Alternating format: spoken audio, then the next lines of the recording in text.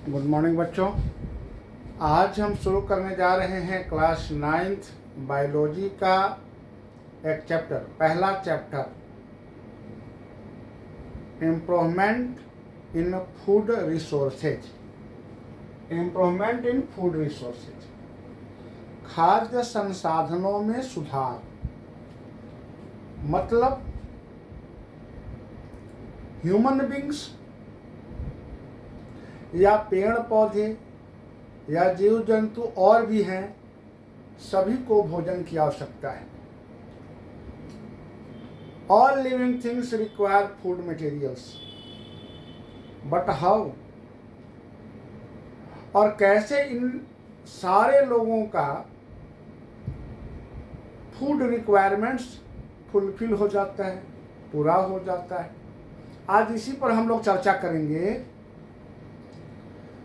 Plant जितने भी हैं, लिविंग थिंग्स को दो भागों में बांट दिए, प्लांट और एनिमल में। और प्लांट जो हो गए सारे हरे पौधे, वो प्लांट हो गए living things. All living things required food, all living things, सभी को फूड की आवश्यकता है। और ऑल लिविंग थिंग्स में प्लांट भी हो गए और एनिमल भी हो गए। मतलब सबको भोजन की आवश्यकता है, प्लांट को भी और एनिमल को भी। लेकिन प्लांट में कुछ प्लांट ऐसे हैं, मतलब लगभग सभी प्लांट ऐसे हैं जो ऑटोट्रॉफिक हैं। लेकिन कुछ प्लांट में भी ऐसे हैं जो अपना भोजन स्वयं नहीं बनाते। तो प्लांट जो हरे पौधे हैं, ऑल ग्रीन प्लांट्स, और ग्रीन प्लांट्स और नॉन ग्रीन प्लांट,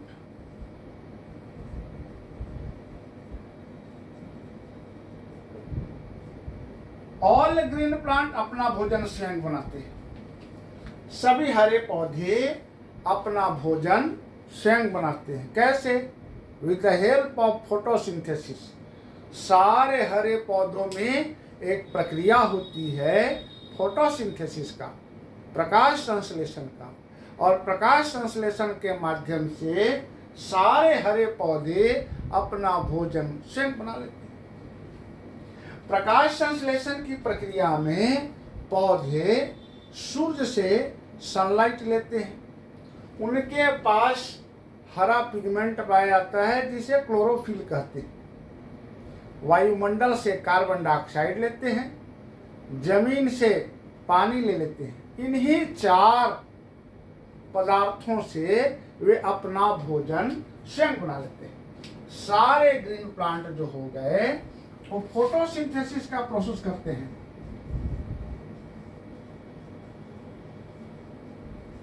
फोटोसिंथेसिस प्रकाश संश्लेषण का काम करते हैं। कैसे? तो CO2 वायुमंडल से लेते हैं, कार्बन डाइऑक्साइड, H2O वाटर हो गया, यह लेते हैं जड़ से, जमीन से, मिट्टी से। और फिर ये सन से लेते हैं सनलाइट। इनके पास पहले से मौजूद है क्लोरोफिल। इसके बाद ये भोजन बनाते हैं C6H12O6, इसको ग्लूकोज कहते हैं।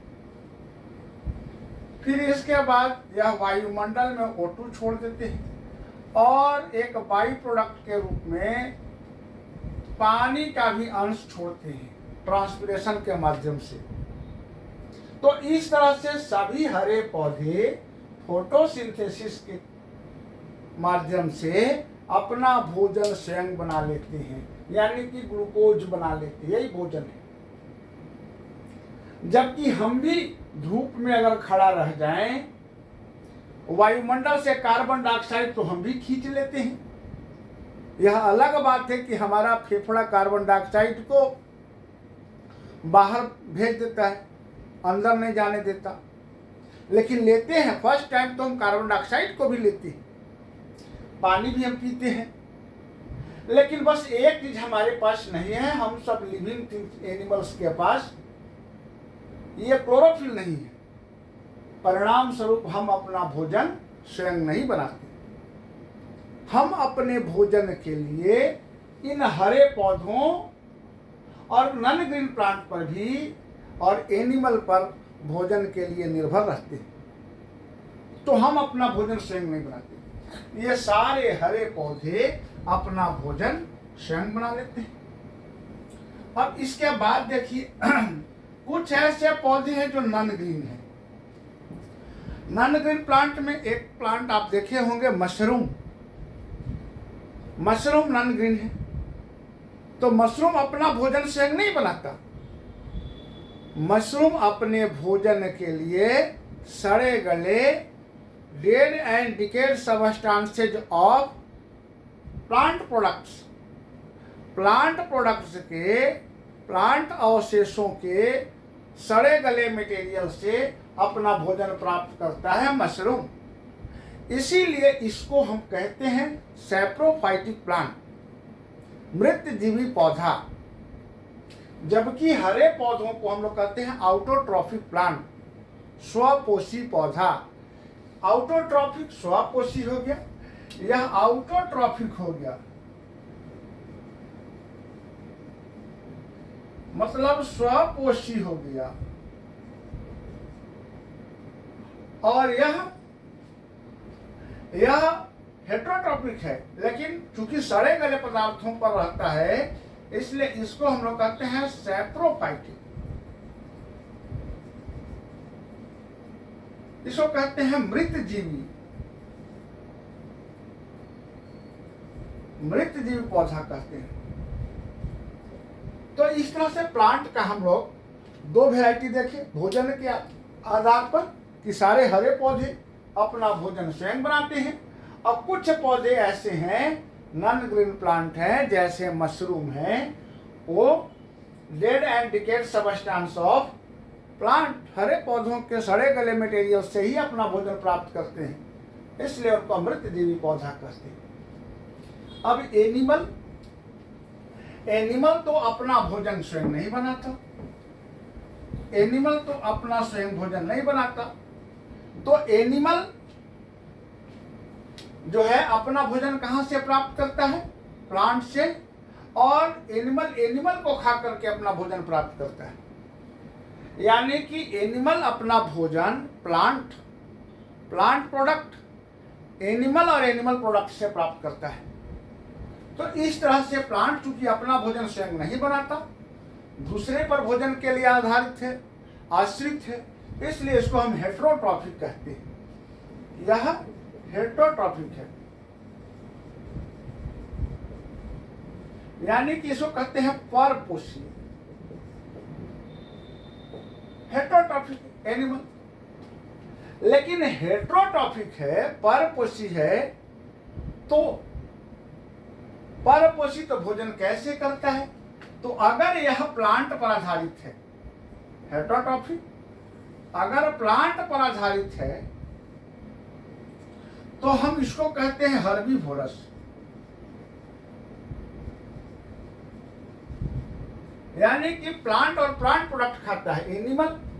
ऐसा एनिमल जो सिर्फ प्लांट और प्लांट प्रोडक्ट खाता है उसको हम हर्बीवोरस कहते हैं, शाकाहारी कहते हैं। जबकि हर्बीवोरस को खाने वाला वैसा एनिमल जो हर्बीवोरस एनिमल को खा जाता है, इसमें जो हर्बीवोरस जो कौन एनिमल हो सकता है? तो आप डियर को लिख सकते हैं, और काऊ को लिख सकते हैं, ऑक्स को लिख सकते हैं। ये सब क्या है? हर्बीवोरस। और इनको खाने वाला जो होता है उसको कहते हैं कार्निवोरस।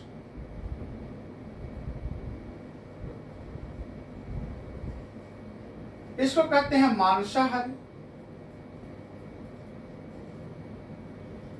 कौन हो सकता है इसमें? लायन होगा, टाइगर होगा, उल्फ होगा, इटिस। ऐसे बहुत सारे जानवर हैं जो हर्बीवोरस को खाते हैं, वनली फ्लैश खाते हैं। वनली मतलब कार्निवोरस एनिमल सिर्फ हर्बीवोरस एनिमल को खाते हैं, यानी कि ये प्लांट प्रोडक्ट नहीं खाते। तो ये हो गया मांसाहारी। और शाकाहारी हर्बीवोरस।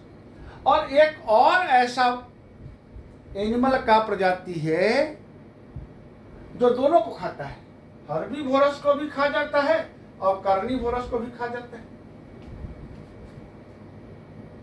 मतलब कार्निवोरस के फूड को खा जाता है, सीधे सीधे कार्निवोरस को नहीं खाता। उसको कहते हैं ओमनीवोरस।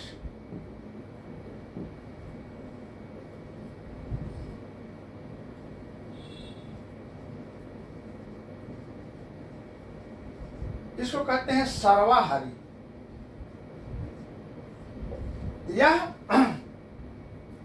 यह प्लांट प्रोडक्ट को खा जाता है,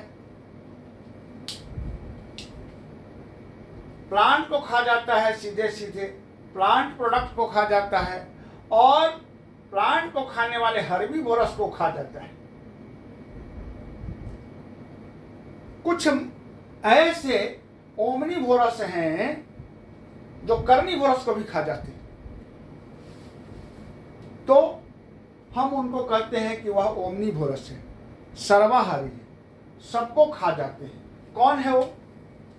ये कौन हो सकते हैं? तो मैन, ह्यूमन, डॉग, है ना, ये दोनों क्या हो गए? ओमनीवोरस। और किसको कह सकते हैं? तो पिकॉक, पिकॉक पक्षी में ईटीसी कर दीजिए। क्रोकोडाइल है, मगरमच्छ है, वो भी खा जाता है। किसको खा जाता है? प्लांट प्रोडक्ट को, प्लांट प्रोडक्ट के कुछ हिस्सा को खाता है, जैसे फल को खा लेता है कभी कभी। क्रोकोडाइल को हम मुख्यतः नहीं रखते ओमनीवोरस में, लेकिन भालू को हम रखते हैं ओमनीवोरस में। भालू भी प्लांट प्रोडक्ट को खाता है, मध को खा जाता है, वो तो एनिमल प्रोडक्ट है, लेकिन फल को भी खाता है वो। गौरैया, मैना, ये सब ओमनीवोरस है। तो आप समझ गए कि प्लांट का दो कैटेगरी, ऑटोट्रॉफिक और सैप्रोफाइटिक। अपना भोजन स्वयं बनाने वाला ऑटोट्रॉफिक, और प्लांट का ही सड़े गले अवशेष पर जिंदा रहने वाला को हम लोग कहते हैं हेटेरोट्रॉफिक। एनिमल में कहते हैं कि एनिमल तो हेटेरोट्रॉफिक है, अपना भोजन स्वयं नहीं बनाता, दूसरों पर निर्भर करता है, तो उसको परपोषी कहते हैं। हेटेरोट्रॉफिक के तीन कैटेगरी है। हर्बीवोरस जो सिर्फ प्लांट और प्लांट प्रोडक्ट को खाता है, कार्निवोरस जो हर्बीवोरस को खा जाता है, और ओमनीवोरस जो हर्बीवोरस मतलब मांस भी खाता है और प्लांट प्रोडक्ट को भी खाता है, उसको हम लोग कहते हैं ओमनीवोरस। और इसके बाद एक आ जाता है, उसको हम लोग कहते हैं स्कैवेंजर, अपमार्जन करने वाला, मतलब सड़े गले पदार्थों को खा जाता है ना। तो वैसे में क्रो को हम लोग नाम लेते हैं कि कौवा ऐसा है, सियार ऐसा है, कुत्ता भी, जो सड़े गले मांस को भी खा करके उसकी सफाई कर डालता है। तो हम बताए कि सारे सजीवों को भोजन की आवश्यकता है। अब सजीवों की संख्या दिनादुन बढ़ते जा रही है, और जितना तेज गति से उनकी जनसंख्या बढ़ेगी तो भोजन की भी व्यवस्था उतना ही तेज गति से होना चाहिए। अगर ऐसा नहीं होता है तो फिर सजीवों का समापन होने लगेगा। इसलिए हमको फूड रिसोर्सेज में सुधार की आवश्यकता है। क्या क्या करेंगे कि फूड रिसोर्सेज में सुधार होगा? तो चलते हैं थोड़ा सा आगे बढ़ते हैं। हम क्या ऐसा करेंगे कि फूड रिसोर्सेज में सुधार आ जाए? सस्टेनेबल एग्रीकल्चर मतलब जीने भर सबको पर्याप्त मात्रा में भोजन की आवश्यकता, भोजन की पर्याप्तता होनी चाहिए। इसलिए हम लोग को खेती में सुधार करना होगा। कृषि करने की पैटर्न को सुधार करना होगा, मोर प्रोडक्शन कैसे होगा, उसमें सीड का सुधार करना होगा, है ना, बुआई का समय क्या होगा, सॉइल का कंडीशन क्या होगा, आदि बहुत सारी बातों पर हमको, सिंचाई की व्यवस्था क्या होगी, कैसे सिंचाई करेंगे, किस सीजन में कौन सा फसल लगाएंगे, तो बहुत सारी बातों पर अगर हम ध्यान देते हैं तब जा कर के हमारा फसल बेहतरीन सुधार की ओर आगे बढ़ता है और हम सुनिश्चित हो जाते हैं कि हमारे आवश्यकताओं की पूर्ति एग्रीकल्चर से, कृषि प्रोडक्ट से हो जाएगा।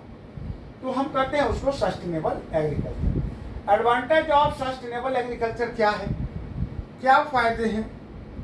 तो सभी को भोजन पर्याप्त मात्रा में मिल जाएगा, इसलिए इसको हम लोग कहते हैं सस्टेनेबल एग्रीकल्चर। भोजन के अभाव में किसी की मृत्यु ना हो जाए, कोई पीछे ना पड़ जाए, और इस तरह से हम उसको कहते हैं कि वह सस्टेनेबल एग्रीकल्चर के अंतर्गत में आता है। इसके बाद आगे देखते हैं कि हम सस्टेनेबल एग्रीकल्चर में ऐसी कौन सी प्रक्रिया करेंगे कि संसाधनों का नाश नहीं होगा, हम नॉन रिन्यूएबल का इस्तेमाल कम करेंगे, हम रिन्यूएबल रिसोर्सेज का इस्तेमाल ज़्यादा करेंगे आदि। अगर हम ऐसा करते हैं तो हमारा नॉन रिन्यूएबल रिसोर्सेज जो है वो बच जाएगा, रिन्यूएबल रिसोर्सेज का यूज ज़्यादा हो जाएगा। तो इस तरह से ये सब सस्टेनेबल एग्रीकल्चर के फायदे हैं। इसके बाद ऑर्गेनिक फार्मिंग क्या है? ऑर्गेनिक फार्मिंग मतलब सीधे सीधे समझ लीजिए कि organic farming without agriculture, without use of any chemicals, बिना रसायन की सहायता से कृषि प्रोडक्ट का उत्पादन, कृषि करना ऑर्गेनिक फार्मिंग कहलाता है। और इससे ऐसा हम लोग देखते हैं कि ऊर्जा का स्थानांतरण तो एक जंतु से दूसरे जीव में होता है और ऊर्जा का स्थानांतरण कम होता है। यानी कि अगर हम हर्बीवोरस से कार्निवोरस में जाएं तो जितना हर्बीवोरस को ऊर्जा मिलता है उसका 10% ही कार्निवोरस के पास हो जाएगा। अगर फर्स्ट कार्निवोरस है और उससे सेकेंड है कार्निवोरस, यानी कि फर्स्ट कार्निवोरस अगर मान लीजिए कि ग्रास हॉपर है जो प्लांट को खा के ऊर्जा प्राप्त किया, तो प्लांट के ऊर्जा का 10% मिलेगा ग्रास हॉपर को, और ग्रास हॉपर को अगर मेढक खा लिया, फ्रॉग खा लिया, तो ग्रास हॉपर के 10% फ्रॉग को मिलेगा। तो इस तरह से ऊर्जा कम होते चला जाता है, लेकिन केमिकल सबस्टांसेज एक्यूमुलेट होते चले जाते हैं। अगर बार बार आप पेस्टिसाइड्स वाला खाएंगे खाना तो पेस्टिसाइड्स का डाइजेशन नहीं होगा, पेस्टिसाइड्स आपके शरीर में जमा होते चले जाएंगे, इंसेक्टिसाइड्स आपके शरीर में जमा होते चले जाते हैं। फसल किया जा रहा है, उस पर हम रसायन का छिड़काव करते हैं, पेस्टिसाइड्स का, हर्बिसाइड्स का, और फिर नाइट्रोजन, फॉस्फेट, अमोनिया, जिंक, ये सब हम डाल देते हैं खेत में। उसका अंश हमारे शरीर में जमा होते चला जाता है और एक लंबे समय के बाद आपको पता चलता है कि आपके शरीर में कैंसरस टिश्यू का विकास हो गया। आपको पता चलता है कि आपकी किडनी में नेफ्रिडिया काम करना बंद कर दिया, नेफ्रॉन छानना बंद कर दिया यूरिया को, और ब्लड में यूरिया की मात्रा बढ़ने लगा। तो ये सब समस्या उत्पन्न हो सकता है अगर आप पेस्टिसाइड्स युक्त भोजन करते हैं।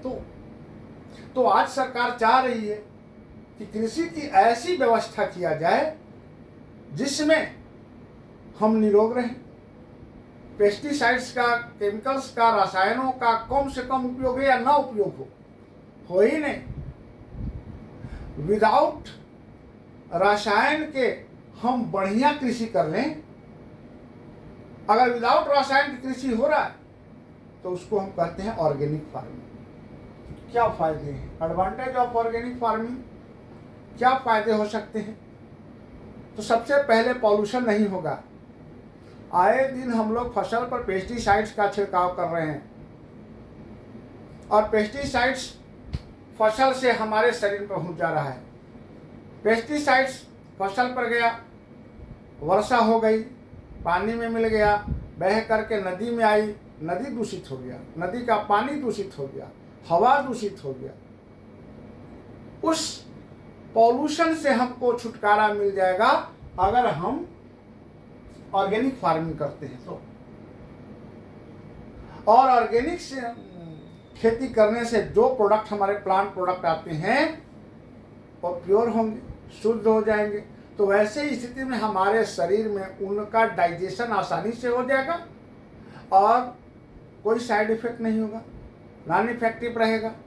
तो पॉल्यूशन से हमको छुटकारा मिल जाएगा अगर हम उसका पेस्टिसाइड्स का इस्तेमाल। दूसरी बात है कि ऑर्गेनिक फार्मिंग के एक और फायदे हैं कि हम जब कृषि करते हैं तो प्लांट प्रोडक्ट में वेस्ट प्रोडक्ट भी पैदा होते हैं। जैसे हमने धान की खेती की, धान से धान प्राप्त किया और पुआल भी आया।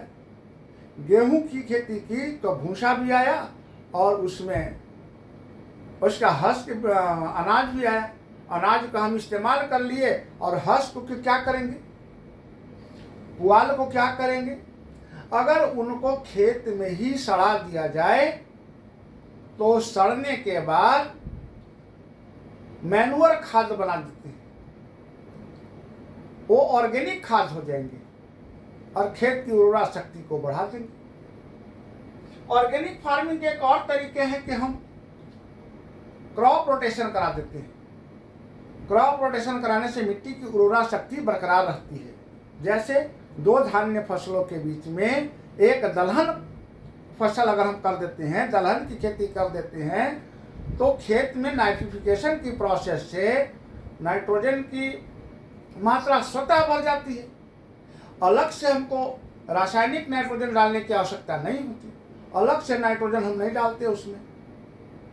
तो दो धान्य फसलों के बीच में यानी कि दो सीरियल क्रॉप्स के बीच में एक पल्सेज क्रॉप्स अगर हम लगा देते हैं तो इससे खेत की उर्वरा शक्ति बरकरार रहती है और इससे कोई नुकसान नहीं होता, पॉल्यूशन नहीं होता। इसलिए ऑर्गेनिक फार्मिंग में क्रॉप रोटेशन भी एक महत्वपूर्ण भूमिका निभाती है। अब आते हैं हम इंप्रूवमेंट ऑफ क्रॉप यील्ड।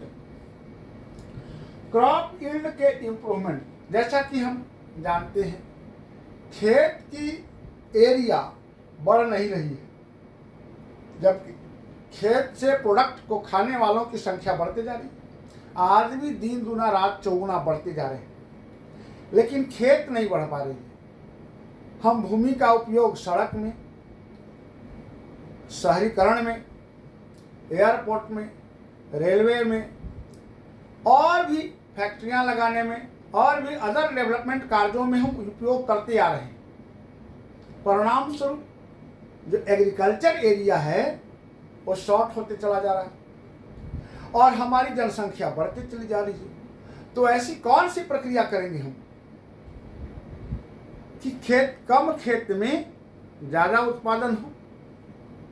तो एक तरीका क्या है कि सीड की जो बीज है, क्रॉप के फसल की बीज है, उसके जीन में सुधार करके उसकी उत्पादन क्षमता को बढ़ा दें। अगर हम ऐसा करते हैं तो उत्पादन बढ़ जाएगा। जैसे मक्का के खेत में गंगा 101 सीड अगर डाल दें तो मक्का जो प्रीवियस हमारे वेराइटी थी उसमें इम्प्रूव वेराइटी अगर हम लगा दें, गंगा 101 लगा दें, गेहूं में IR 36 लगा दें, मालवीय लगा दें,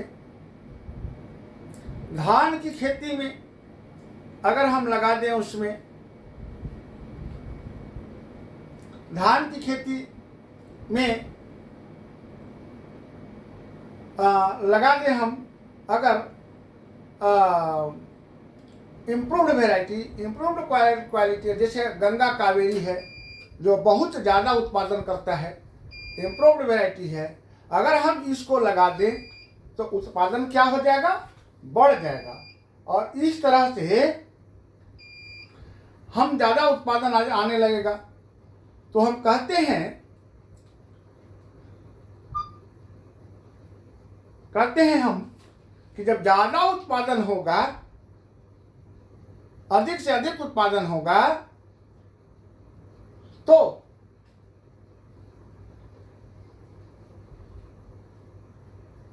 हमारे आवश्यकताओं की पूर्ति हो जाएगी। मतलब कम खेत में अगर इम्प्रूव वैरायटी के अगर हम बीज लगाते हैं, ज़्यादा उत्पादन क्षमता वाला बीज लगाते हैं, तो उत्पादन बढ़ जाएगा और हम अपनी आवश्यकताओं की पूर्ति कर लेंगे। इसके बाद आता है टाइप्स ऑफ क्रॉप्स। फसल कितने प्रकार के हैं? बहुत प्रकार के फसल हैं। जैसे टाइप्स ऑफ क्रॉप्स की अगर हम बात करें तो टाइप्स ऑफ क्रॉप्स में कौन होगा, सीरियल क्रॉप्स होगा।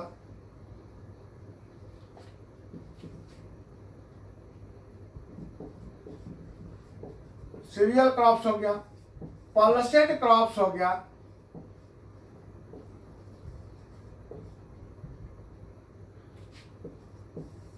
पल्सेड क्रॉप वेजिटेबल क्रॉप्स हो गया, फ्रूट्स क्रॉप्स हो गया,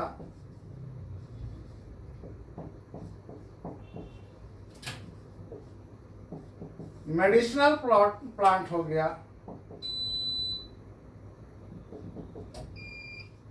मेडिसिनल प्लांट हो गया, फाइबर हो गया, फाइबर्स क्रॉप्स हो गया, विवरेज हो गया,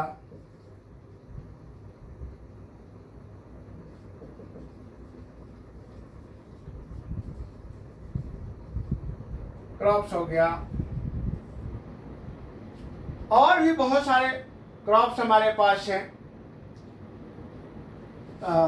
टिम्बर क्रॉप्स कह दीजिए,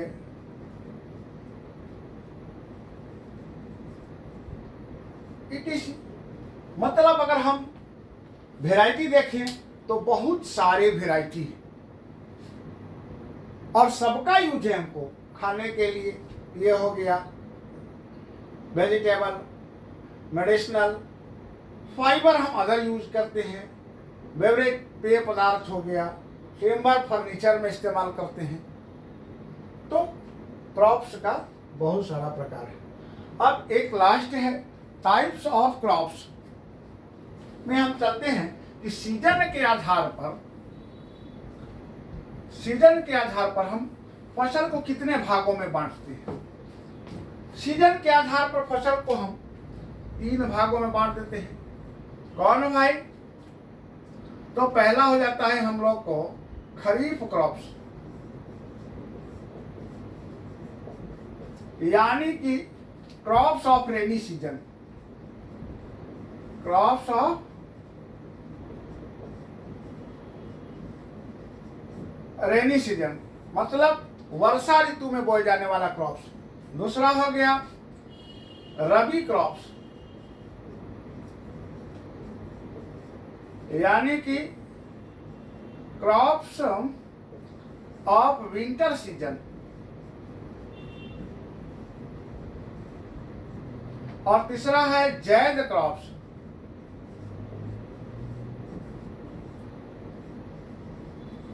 क्रॉप्स ऑफ समर सीजन।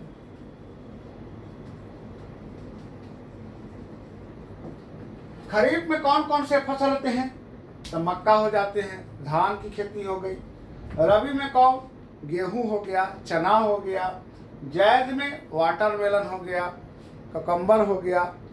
तो इस तरह से हमने इम्प्रूवमेंट ऑफ फूड रिसोर्सेज के पार्ट 1 आज पढ़ाया। अब कल पार्ट 2 पढ़ाऊंगा।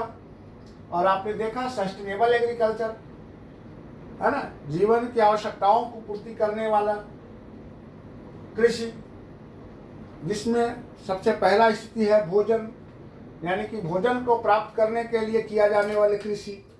दूसरा है ऑर्गेनिक फार्मिंग, ऐसा कृषि जिसमें पर्यावरण दूषित ना हो, हमारा स्वास्थ्य खराब ना हो, कृषि करने की ऐसी व्यवस्था, यानी कि नॉन केमिकल से यूज किया हुआ हमारा इन फार्मिंग। इसके बाद है क्रॉप प्रोडक्शन यील्ड हो गया, इसमें हम लोग हाइब्रिड कराते हैं, यानी कि सीड की उच्च क्वालिटी, उच्च गुणवत्ता, जीन में परिवर्तन करके उसकी उत्पादन क्षमता को बढ़ाते हैं। ऐसे क्रॉप्स को हम लोग हाई यील्ड HYV सीड्स भी कहते हैं। टाइप्स ऑफ क्रॉप्स, हम फसल्स को कई भागों में बांट दिए यूज के आधार पर, cereal crops, pulses crops, medicinal crops, fibre crops, beverage crops इत्यादि। और types of crops according to season, मौसम के आधार पर भी हम 3 भागों में बांटते हैं। सीजन में हम लोग खरीफ क्रॉप्स कहते हैं जो रेनी सीजन में होता है, रबी क्रॉप्स कहते हैं जो विंटर सीजन में होता है, और जैद क्रॉप्स कहते हैं जो समर सीजन में होता है। तो आज इतना ही, ठीक है, धन्यवाद।